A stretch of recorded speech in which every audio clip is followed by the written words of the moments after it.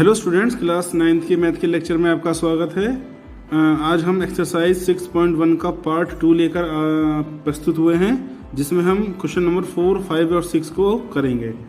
और question number 1, 2, 3 जो उसके पहले वाले क्वेश्चन हैं वो हमने पार्ट 1 में कंप्लीट कर दिया है। यदि आपने वो वीडियो अभी तक नहीं देखा है तो आप वीडियो देख सकते हैं, ठीक है। और अगर आपको बेसिक कॉन्सेप्ट भी समझने हैं तो आप उससे पहले वाला वीडियो भी देख सकते हैं। तो यदि आपने अभी तक मेरा चैनल सब्सक्राइब नहीं किया है तो सब्सक्राइब कर लें, और जिससे कि मेरे द्वारा अपलोड किए गए वीडियो आपको तुरंत मिल सकें। और अगर ये वीडियो पसंद आए तो आप अपने फ्रेंड्स को शेयर करें और लाइक करना ना भूलें। तो चलिए शुरू करते हैं एक्सरसाइज 6.1 का पार्ट 2 और क्वेश्चन नंबर 4। तो क्वेश्चन नंबर 4 देखते हैं क्या कह रहा है। ये क्वेश्चन नंबर 4 है। In figure 6.16 x plus Y equal to W plus Z. तो ये दोनों एंगल का सम बराबर है इन दोनों एंगल के सम के बराबर। तो प्रूव करना है कि A O B is a line, एक लाइन है, ठीक है। चलिए तो पहले इसका डायग्राम देखते हैं। हमने इसको कॉपी में ड्रॉ कर रखा है, ये रहा।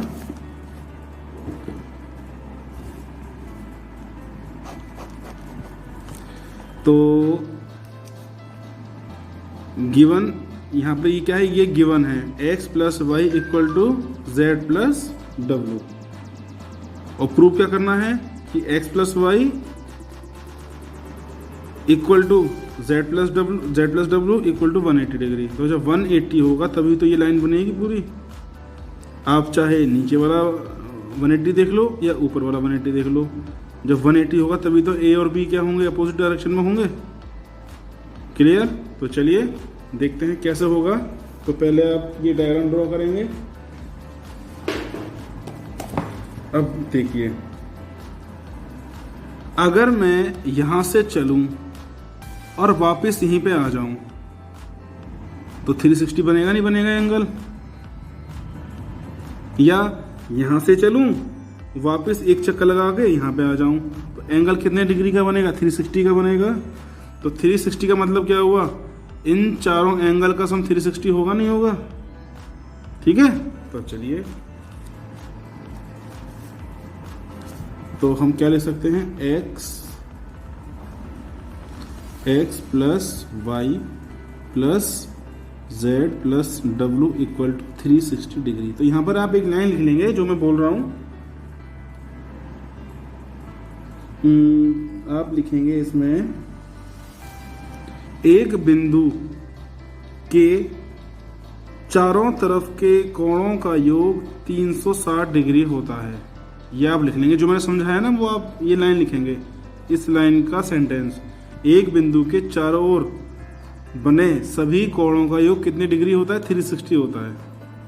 चलिए ऊपर वाले को मैंने अलग एक ब्रैकेट में लिखा और नीचे वाले एंगल को मैंने एक ब्रैकेट में लिखा। अब देखिए x प्लस वाई किसके बराबर है, z प्लस डब्ल्यू के। तो यहां पर मैं x प्लस वाई की वैल्यू पुट कर सकता हूं। तो z प्लस डब्ल्यू, और ये z प्लस डब्ल्यू पहले से ही था, इक्वल टू 360 डिग्री। अब देखिए x प्लस, इसको मैं x मान लिया, इसको भी मैंने x मान लिया। तो x प्लस s कितना, 2x होता है। तो ऐसे ये क्या हो जाएगा, 2z plus W equal to 360 degree. तो z प्लस डब्ल्यू की वैल्यू क्या आ गई, 360 degree upon 2 equal to 180 degree. अब z प्लस डब्ल्यू की वैल्यू हम यहाँ पुट कर देंगे, तो यही वैल्यू किसकी आ जाएगी, x प्लस वाई की। हो गया प्रूव।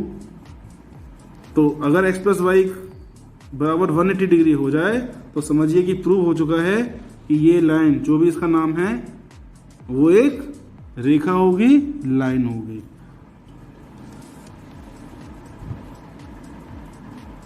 तो नीचे क्या लिख देंगे, अतः या देयरफॉर ए ओ बी एक सीधी रेखा है। Therefore A O B is a straight line. इतना ही करना था इस क्वेश्चन में। चलिए अब आते हैं क्वेश्चन नंबर 5 पे।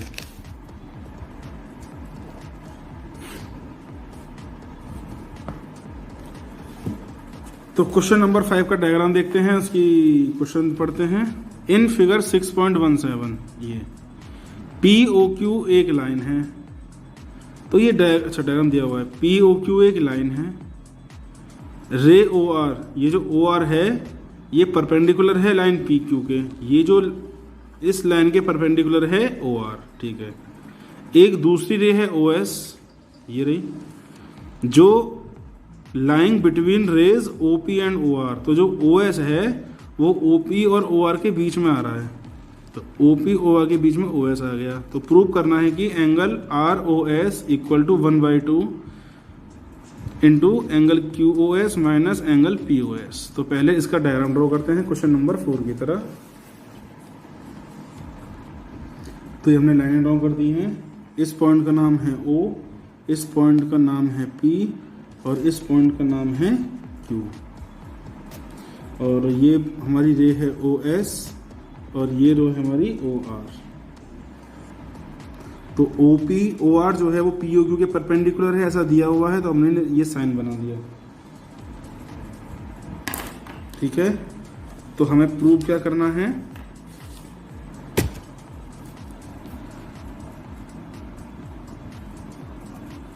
टू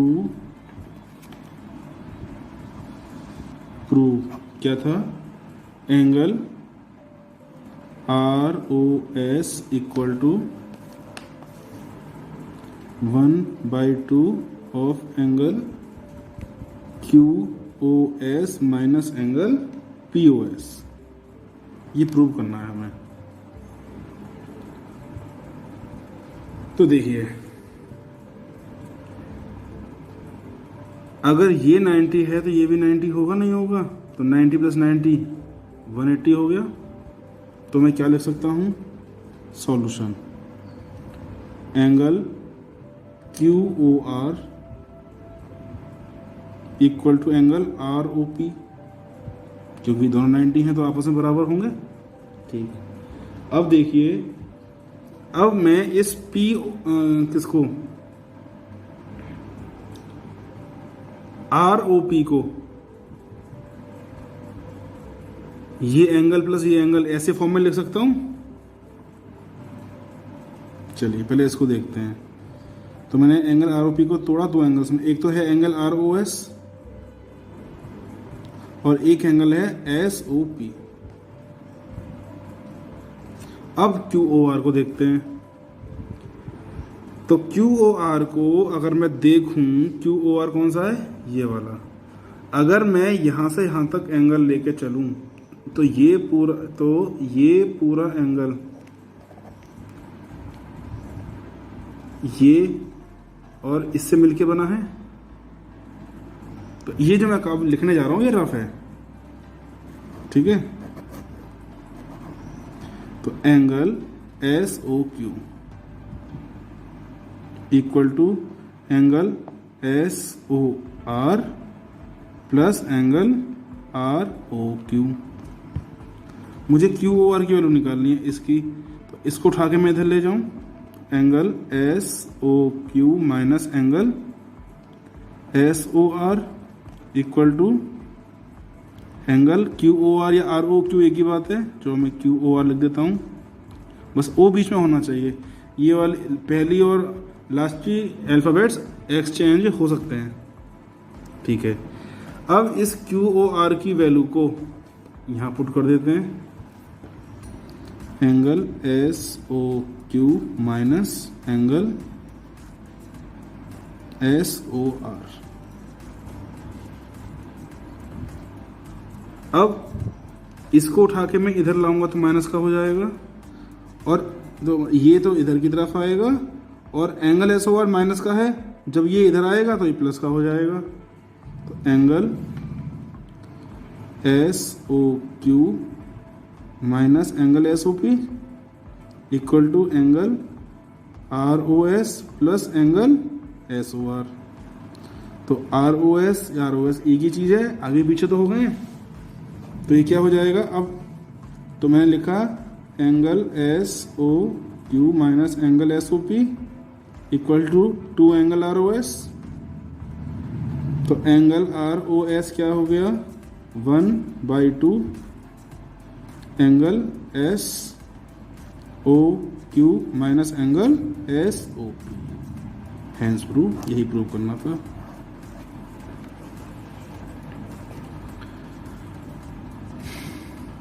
बात समझ में आई? तो किया क्या, एक बार फिर से रिवाइज कर लेते हैं क्विकली। ये एंगल और ये एंगल बराबर हैं, तो इस वाले एंगल को मैंने मतलब पार्ट्स में लिख लिया। तो एंगल आर ओ जो पी है वो आर ओ एस और एस ओ पी के बराबर है, ठीक है, कर दिया। अब यहाँ से जो हमें क्यू ओ आर दे रखा है, आर ओ क्यू ए क्यू ओ आर, अब इसकी वैल्यू निकालनी है मुझे। तो मैंने देखा अगर मैं इस पूरे एंगल को लूँ तो ये पूरा एंगल इससे और इससे मिलके बना हुआ है, तो ये हमने यहाँ पे किया और यहाँ से मैंने वैल्यू निकाली क्यू ओ आर की, ठीक है।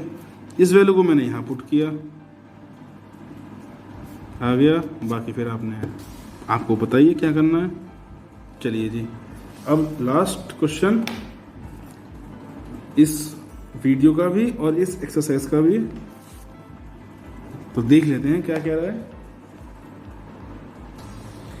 इसमें अच्छी डायग्राम तो नहीं दिया हुआ है, तो आपको पढ़ पढ़ के डायग्राम ड्रॉ करना है। It is given that angle X Y Z की, ये दिया हुआ है। It is given that X angle X Y Z की वैल्यू है 64 degree and X Y is produced 2 point P, मतलब एक्स वाई को पी पॉइंट तक आगे बढ़ाया गया है। ड्रॉ ए फिगर पहले ड्रॉ करना है फ्रॉम द गिवन इन्फॉर्मेशन, जो ऊपर की पहली लाइन है उसमें जो इन्फॉर्मेशन दी हुई है उसका यूज़ करते हुए हमें डायग्राम ड्रॉ करना है। उसमें फिर क्या है, if ray Y Q bisects angle Z Y B, एक वाई क्यू रे रहेगी जो एंगल जेड वाई बी को बाइसेक्ट कर रही है, मतलब हाफ पार्ट कर रही है उस पर्टिकुलर एंगल के। तो हमें एंगल एक्स वाई क्यू और reflex angle Q Y P निकालना है। तो पहले डायग्राम ड्रॉ करते हैं। तो सभी बच्चे बुक ओपन कर लेंगे क्योंकि ड्रॉ करना और बुक दोनों आने इम्पॉसिबल हैं, ठीक है। तो क्या है, एक्स वाई जेड 64 डिग्री दे रखा है। तो सबसे पहले हम एंगल एक्स वाई जेड करेंगे। अब देखो एंगल कितना 64 डिग्री, तो ये न्यून कोण है, एक्यूट एंगल है। चलिए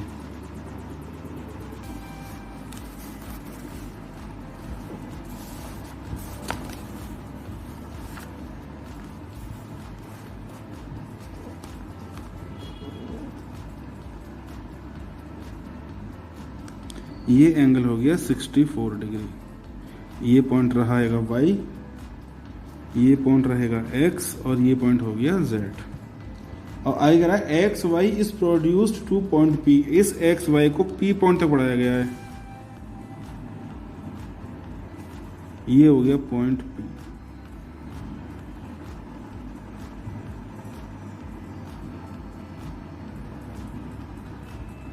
ठीक है।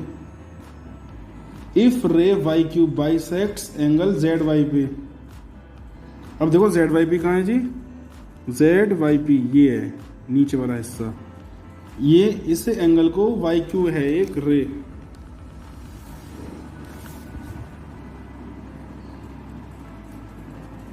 वाई क्यू, तो ये इस पूरे एंगल को इक्वली डिवाइड कर रही है। तो जो वैल्यू इस एंगल की होगी वही वैल्यू इस एंगल की होगी। यदि मैं इस पूरे को x मान लूं तो ये कितना होगा x/2 और ये भी कितना होगा x/2। तो हमें क्या निकालना है, x/q निकालना है। कहाँ है जी, x/q ये निकालना है। तो हमें ये एंगल निकालना है x/q और दूसरा रिफ्लेक्स QYP, ओके ये।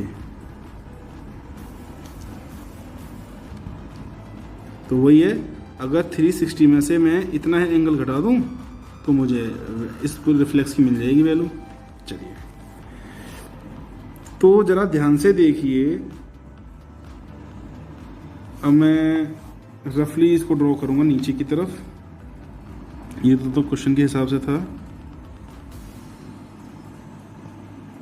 समझाने के लिए। ये देखिए,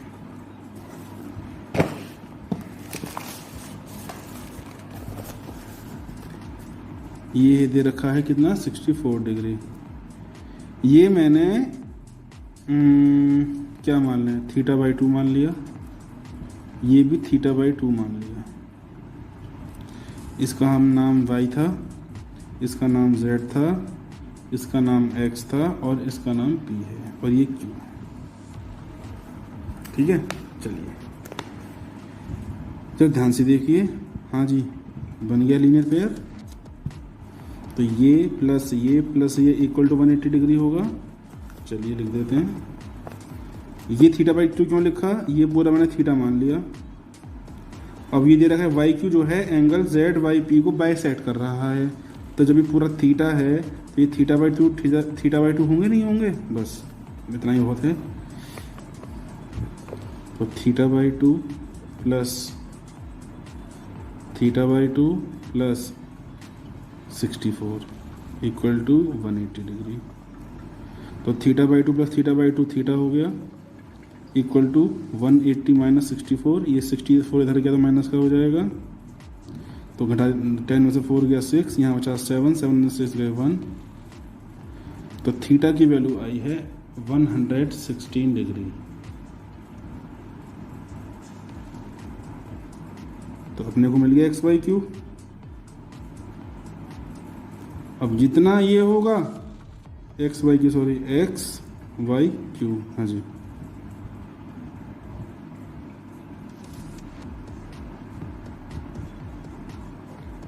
x/q निकालना है। तो ये कितना है 64 और ये था पूरा θ/2। थीटा हमारा है कितना 160, तो 116/2 हो जाएगा। तो एंगल x, एक मिनट, x/z निकालना है ना, x/q निकालना है। x/q ये होगा,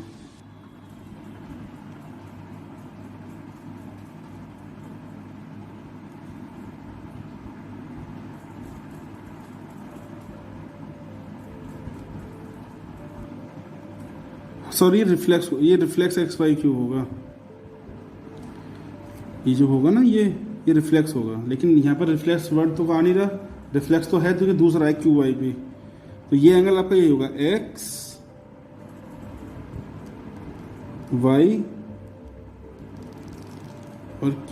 ये angle x y q equal to angle x y z plus angle ZYQ। X Y Z की वैल्यू कितनी है 64, ZYQ की वैल्यू है 116/2। तो डिवाइड किया, ये आया, जोड़ा 8 + 4 12 को, तो क्या लगा 1 6 और 6 2 122 डिग्री। चलो जी, अब हमें ये रिफ्लेक्स चाहिए था। रिफ्लेक्स QYP कहाँ है जी, QYP ये। तो इसको मैंने थीटा माना था, थीटा लिख लेते हैं। तो ये θ/2 की वैल्यू कितनी आई है 58। ये भी 58 होगी, ये 64 है ही। अब देखो मुझे क्या चाहिए, अगर मैं देखो यहाँ से ये चला और यहाँ पर आ गया तो 360 चला, और 360 में से अगर मैं 58 हटा दूँ तो मुझे ये मिल जाएगा। यही होगा रिफ्लेक्स QXP।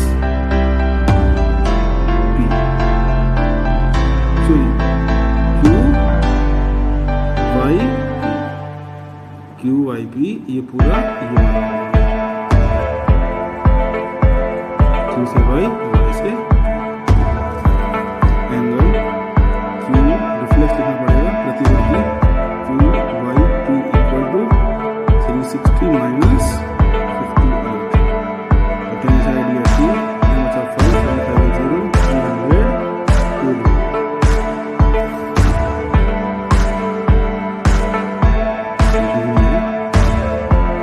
इस तरीके से ये क्वेश्चन है। उम्मीद करता हूँ कि आपको अच्छा समझ में आया होगा। तो नेक्स्ट लेक्चर में हम मिलेंगे इससे आगे के एग्जाम्पल्स के साथ।